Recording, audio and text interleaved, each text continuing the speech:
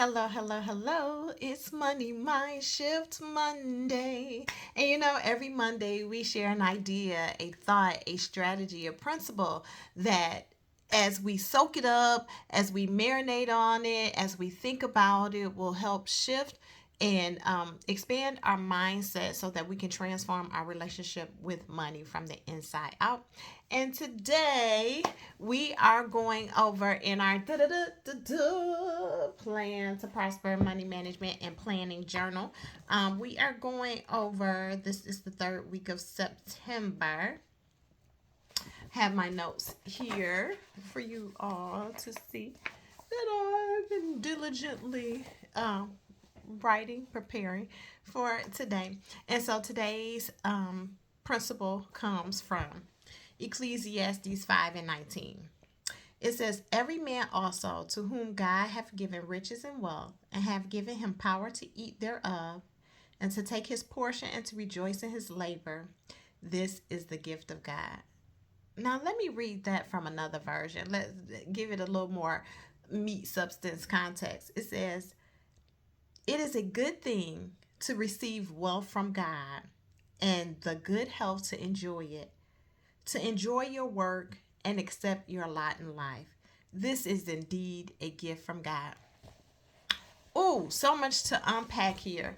So, if to be able to enjoy riches and wealth, to be able to enjoy your work that you do on a daily basis, if that, and then to be in good health to do that, if that is the gift from God, then why do we spend so many years, so much time in jobs and occupations that we do not enjoy, doing work that does not help us come alive, that does not fulfill us? We may be successful, but we're not satisfied. Why do we do that if God desires for us to have a holistic approach to our life, our health, our wealth, our finances, our work, and just really just enjoying life? And so it made me think about my own story.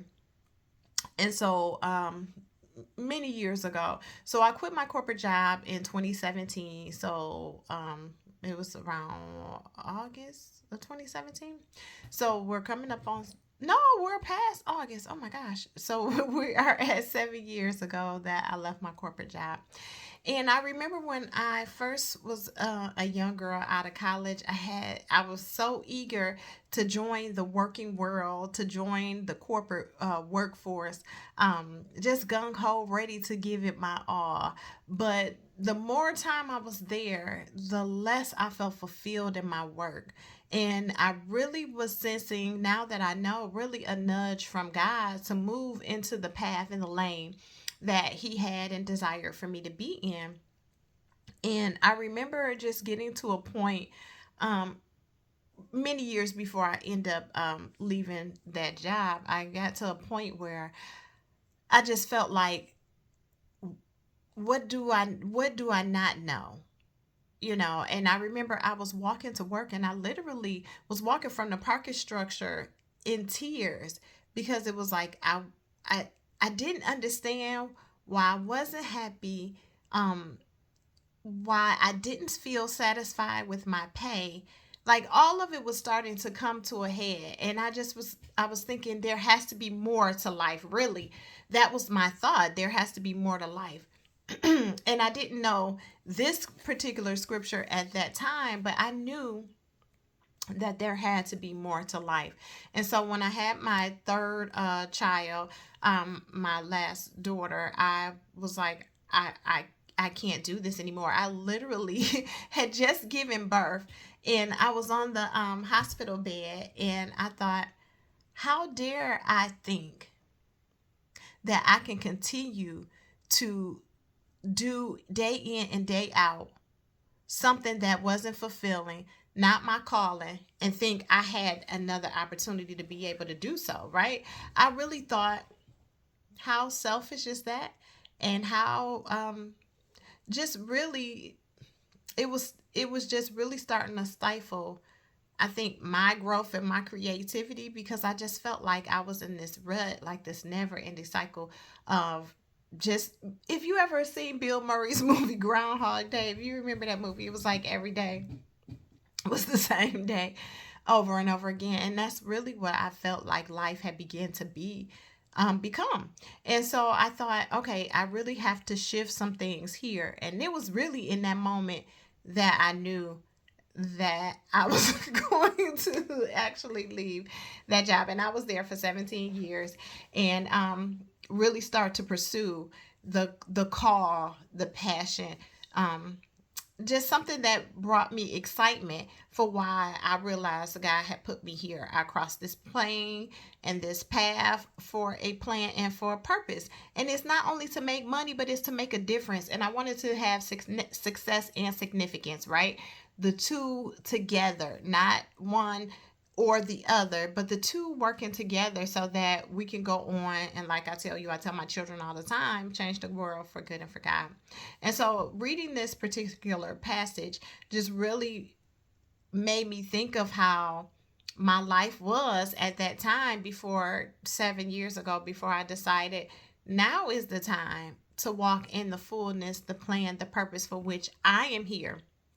Now is the time to share my gifts, my talents, with the world, to give back in a way that advances mankind or humankind, right?